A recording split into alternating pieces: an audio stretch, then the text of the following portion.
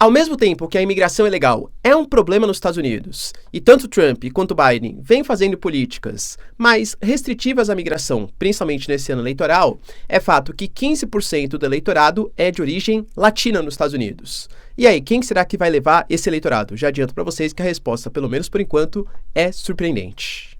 Notícias importantes também relacionadas. A China, que cancela uma reunião com a representação oficial da Alemanha, mostrando um grande descontentamento em relação às políticas da União Europeia protecionistas, vamos entender exatamente por quê, e ao mesmo tempo os Estados Unidos mandam seus porta-aviões em direção à Coreia do Sul e promete exercícios militares bem na sequência da visita de Putin à Coreia do Norte.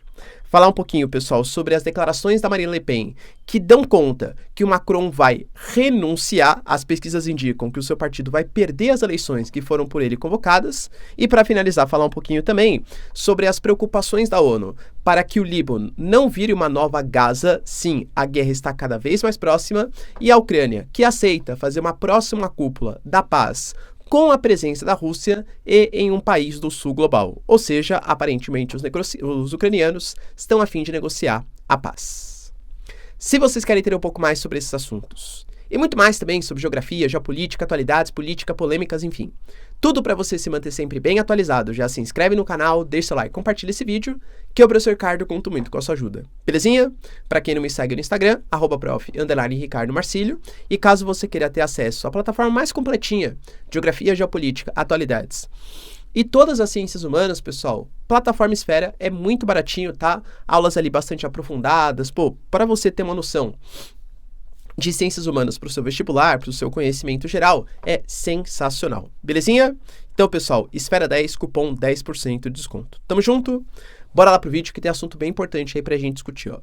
A primeira coisa, galera, que chama bastante atenção está ligado à disputa de um eleitorado que hoje é mais ou menos 15% do eleitorado americano, que são os eleitores de descendência latina. A gente sabe, pessoal, que hoje são mais ou menos, 36 milhões. É muito difícil estabelecer o número exato, porque existe muita imigração ilegal, claro, só que também aí o cara não tem direito a voto, né? Então a gente fala assim, na média, mais ou menos um 15% do eleitorado. Se nas outras eleições, na eleição do Obama, por exemplo, acima de 70% dos latinos votaram nos democratas, na última eleição, por exemplo, que a gente teve em 2020, 59% votou no Biden e somente 32% no Trump, nessas eleições, tanto pela percepção por parte do Biden e do Trump, que é uma população que aumenta cada vez mais e já corresponde, convenhamos, a 1/6, 1/7 do eleitorado americano, ou seja, uma parcela importante, ainda mais nos chamados swing states, ou seja, aqueles estados mais estratégicos, que não são tradicionalmente republicanos ou democratas, e que sim votam ora votam em um partido, em um candidato, ora votam em outro, como por exemplo, Wisconsin, Pensilvânia, Nevada, são estados que chegam às vezes até 20% do eleitorado latino. Então, os dois candidatos estão correndo atrás desse voto. Só que quando a gente pega, olha que contradição, ao mesmo tempo é uma crítica da sociedade americana à permeabilidade das fronteiras sul dos Estados Unidos. Quando a gente pega, por exemplo, o próprio governo Biden, ele recentemente, ele adotou, depois da própria eleição no México, que elegeu uma candidata um pouco mais à esquerda e que fala de defesa dos imigrantes latinos, tudo tal, ele anunciou mudanças na política fronteiriça, anunciando que pode, nem necessariamente, cara, fazer algum tipo de entrevista, né, para conceder asilo, pode mandar de volta para o seu país de origem, sem nem ter a possibilidade de asilo para ele e fechar permanentemente ou provisoriamente a fronteira, dependendo do momento ali de atuação. Entende o processo? E o Trump, claro, a gente tem críticas severas, né, em relação a declarações que imigrantes só trazem problema, que só trazem enfim, né, só saem droga, enfim, dentre outras questões bastante importantes. Então, como que esses dois candidatos que falam tão mal assim de imigrantes, pelo menos em ano eleitoral, vão conseguir esse voto? Cara, é engraçado, né, político? O Trump, por exemplo, e o Biden vai na mesma, tá? O Trump, por exemplo, ele fez um slogan de campanha que ele coloca ali, Latino Americans for Trump. Sim, ele colocou, porque antes era só Latino for Trump, só que daí latino, dá para entender que pode ser um imigrante latino ilegal ou imigrante latino legal, né?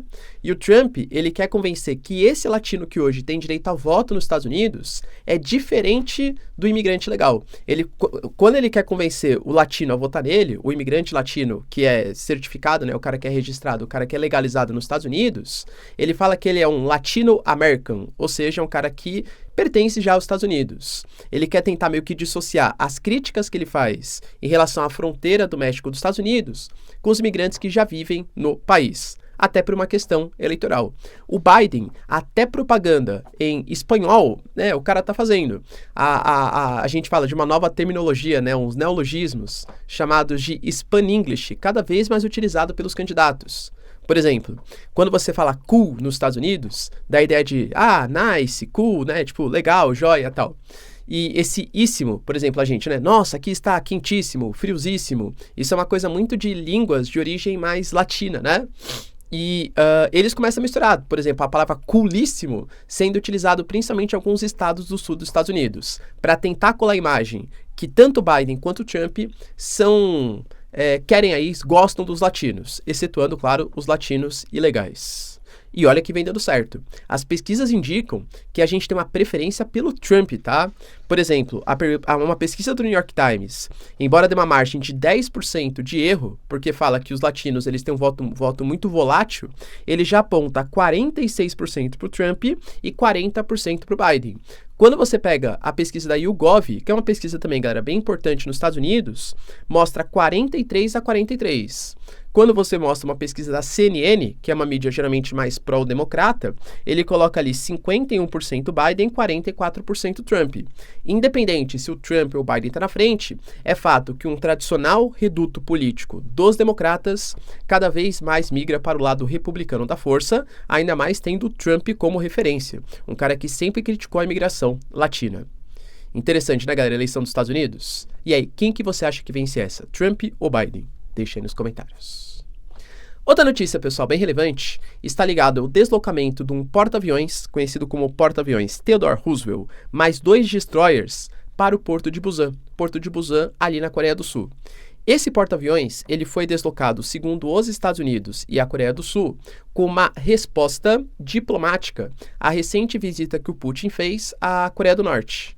Nessa visita, ficou estabelecido acordos históricos, como a construção de uma rodovia bem na fronteira entre os dois países, a promessa de defesa mútua em caso de agressão contra a Coreia do Norte ou contra a Rússia, e possivelmente um intercâmbio de equipamentos, tecnologias, até mesmo militares, com a possibilidade de munições, armamentos seriam utilizados pela Rússia, né, armamentos da Coreia do Norte, utilizados pela Rússia contra a Ucrânia.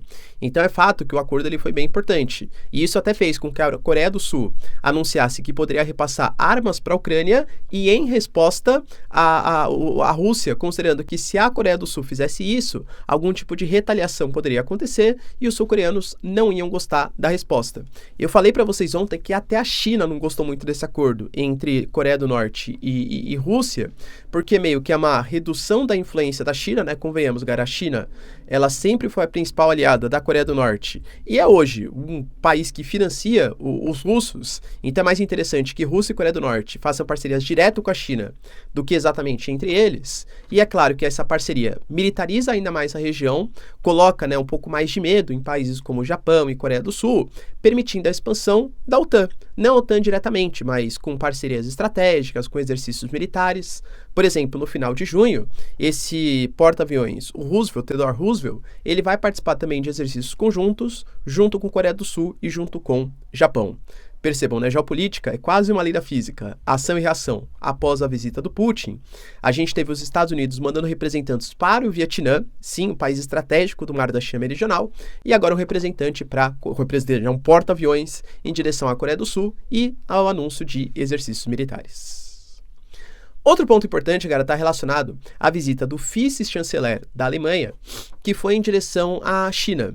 E aí, ele se reuniria com o primeiro-ministro chinês, só que a instabilidade, a indisposição, vamos colocar assim, entre União Europeia e China, está bem grande, e isso fez com que a China, sem dar satisfações, cancelasse essa reunião. Por quê? A gente sabe que a Europa tem um caráter protecionista muito forte, seja em relação aos seus alimentos, vide o acordo Mercosul-União Europeia, por exemplo, seja, por exemplo, em relação à sua indústria. E grande parte da indústria europeia de destaque é a indústria automotiva. Se a gente pegar a França com Peugeot, Citroën, Renault, por exemplo, a Alemanha, né, o Audi, a BMW, ou Volkswagen, dentre outras marcas, principalmente a Alemanha, né, que talvez seja a principal liderança mundial em relação à indústria automotiva, junto com os Estados Unidos e outros países, há uma pressão muito grande, um medo muito grande das montadoras chinesas que têm preços mais competitivos e oferecem serviços a mais, principalmente no setor de carros elétricos.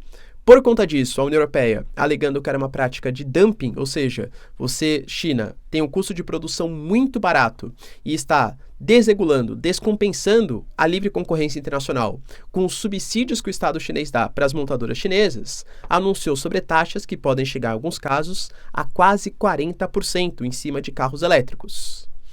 A China fala que isso é uma atitude protecionista, anti-mercado. A União Europeia, como não revogou, aparentemente há uma grande disposição entre chineses e a própria Alemanha, que é a grande cabeça, né, desse protecionismo, acerca das proteções em relação aos produtos chineses. Outra questão, pessoal, bem relevante, está ligado ao que eu coloquei para vocês, que era uma manobra arriscada, o Macron pagou para ver, e aparentemente a coisa não está indo muito do jeito que ele queria, hein? Como assim, professor? Tivemos eleições para o Parlamento Europeu, e nessas eleições, cada país, né, França, Alemanha, Itália e tal, elege alguns representantes que vão representar o país no Parlamento Europeu, e o Reagrupamento Nacional na França, que é o partido da Marine Le Pen, o partido conhecido como a mídia chama de extrema-direita, né? Para tentar simplificar para vocês, eu vou colocar que é uma direita nacionalista eurocética, ou seja, porque a principal característica dessa direita que venceu, ou não que venceu, mas que aumentou bastante o número de cadeiras no parlamento, é que eles são eurocéticos, eles são muito nacionalistas. Em detrimento de um poder muito grande para a União Europeia, eles querem tirar poder da Europa e colocar mais poder nos estados nacionais. Eles são antiambientalistas, via de regra, então falam que essas grandes regulações ambientais prejudicam a competitividade do setor primário da Europa, e eles são anti-imigração, de fato, né? Então, a favor do fechamento das fronteiras e tal. Mas em relação, por exemplo, à postura econômica, eles são mais liberais ou mais intervencionistas? Depende qual grupo está falando. Eles são favoráveis à ajuda à Ucrânia ou são mais favoráveis a deixar os recursos na Europa? Depende qual grupo está falando. Por exemplo, na França, o Reagrupamento Nacional que venceu, ele tem uma postura altamente interventora na economia. Sim, o grupo do Macron é o mais liberal que tem, né? Se você pegar, por exemplo, a esquerda, com certeza não é liberal, até coloca uma proposta agora no parlamento francês de pensão aos 60, prometendo revogar a reforma da Previdência que foi feita pelo Macron, e o Reagrupamento Nacional do Jordan Bardella, da Marine Le Pen, que ganhou tanta popularidade, também não é liberal. Eles são altamente intervencionistas, também criticaram a reforma da Previdência, por exemplo, do Macron, tá? E como eles venceram no parlamento europeu, o Macron, ele dissolveu o parlamento francês e convocou novas eleições, apostando, penso eu, que o susto dessa direita mais nacionalista, eurocética, cresceu tanto que pessoas, até o Mbappé criticou, por exemplo, né? Poxa, olha, cidadãos franceses, votem direito, né? Segundo ele, não votem de acordo aí com essas posturas mais xenófobas, enfim, né? Que existem aí no pensamento europeu dos partidos franceses. Aparentemente não deu certo. O Reagrupamento Nacional conta com 30% das intenções de voto e o partido Macron conta com 20%, com a esquerda bem colada no Macron. Ou seja, aparentemente o Macron vai perder o seu poder no parlamento francês e vai ter que governar o restante do seu mandato ou renunciando, segundo a Marine Le Pen vai fazer isso, ou com um primeiro-ministro, que talvez seja até o Jordan Bardella, totalmente diferente da sua postura política. Acho que a aposta do Macron não deu muito certo. E para finalizar, pessoal, notícias importantes também relacionadas, tanto ao Líbano como também à Ucrânia. A gente sabe que a operação na faixa de Gaza continua, apesar da pressão da comunidade internacional, só que nos últimos dias, nas últimas semanas, a tensão entre Líbano e Israel aumentou bastante.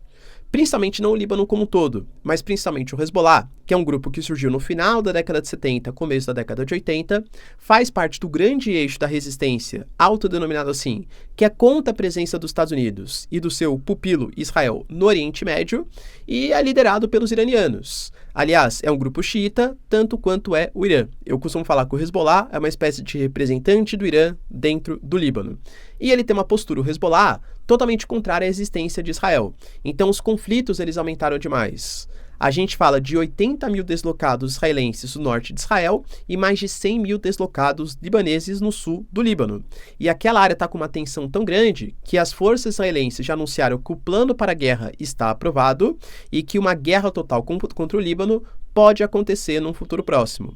O Hezbollah respondeu, colocando que tem sim poderes para drones, mísseis, foguetes, atacarem todos os pontos de Israel, e saiu reportagem colocando que os americanos temem que o Iron Dome, o Domo de Ferro, não dê conta do Hezbollah, porque uma coisa é você lutar contra o Hamas, que é um grupo mais fechadinho, não reconhecido internacionalmente, mais frágil. Outra coisa é o Hezbollah, que é um partido político, que é uma milícia reconhecida internacionalmente, entende? O Hezbollah é muito mais poderoso. Professor, mais poderoso que Israel? Claro que não, né? Mas é muito mais poderoso. E, eventualmente, poderia, junto com os outros membros do chamado Eixo da Resistência, causar grandes problemas para Israel. Antônio Guterres, que é a liderança da ONU, percebendo essas movimentações, pediu para que Israel não ataque. O que, aliás, foi até uma crítica de Israel, colocando que, poxa, o Hezbollah que ameaça a gente e a gente que não precisa atacar. É que o Hezbollah fala que essa ameaça só acontece porque Israel está fazendo uma operação na faixa de Gaza. Então, se eles pararem com o Genotran, segundo eles, né, que acontece contra os palestinos em Gaza, os ataques também são cessados. Mas que eles não têm medo de Israel. A ONU pede para que o Líbano não vire uma nova faixa de Gaza. E para finalizar, pessoal, a gente teve um assessor do Zelensky, conhecido como Igor Zokva, garantindo que a próxima cúpula de paz pode acontecer, e aliás, deve acontecer num país do sul global. Como eu falei para vocês, a cúpula de paz, na minha visão, claro que ela foi importante, contou com a presença de quase 90 países, né? E mostrou grande apoio do Zelensky aos países que já apoiavam. Então, eu costumo falar que é como se fosse um discurso que foi feito para convertidos. Os americanos, eles apoiaram em 1,5 bilhão, houve promessas ali e tal, beleza, isso é importante. Mas dos países dos BRICS, por exemplo, nenhum, nem os antigos, nem os novos, assinaram a resolução. O Brasil mandou o embaixador que estava ali na Suíça, nem mandou representante oficial. A China não participou, entende? Então, os países do sul global, grande parte deles, claro, né, não todos, mas grande parte dos países do sul global não concordaram com a resolução porque foi uma cúpula que não contou com a Rússia. Aparentemente, para a próxima reunião, a Rússia será convidada, segundo um dos conselheiros mais próximos do Zelensky, e a cúpula pode ser feita num país do sul global. Entende o peso disso? A Rússia anunciou que não participaria, nem foi convidado, tá? Mas que se fosse, não participaria da cúpula na Suíça, porque a Suíça não é mais um país neutro. Agora, se a cúpula for no Brasil, se for, sei lá, na China, se for... Entendo, quando eu falo sul global, não é exatamente ao sul da linha do Equador, né? Existe o sul geográfico e o sul global. O sul global é muito mais o ponto geopolítico da coisa. Talvez na China e Brasil tem o que eles chamam lá das propostas pela paz. Será que é isso que a Ucrânia está falando? Não sabemos. Fato é, pessoal, que aparentemente, pelos discursos, a Ucrânia está cada vez mais disposta a fazer a paz. Qual paz? De novo, não sabemos, porque não vejo nenhuma convergência entre a proposta da Rússia e a proposta da Ucrânia. Da onde será que partiria esse processo de paz? Os territórios invadidos pela Rússia ficariam com a Rússia ou com a Ucrânia? A Ucrânia poderia entrar para a OTAN ou não? O Zelensky vai continuar como presidente, sim ou não? Porque a Rússia considera ele como ilegítimo. E aí? São vários pontos, mas enfim, a Ucrânia parece um pouco mais disposta a negociar. Beleza, pessoal? Deu para entender os principais acontecimentos? Se vocês curtiram o vídeo, então, já deixa seu like, se inscreve no canal. Tamo junto, beijos, abraços e tchau, tchau.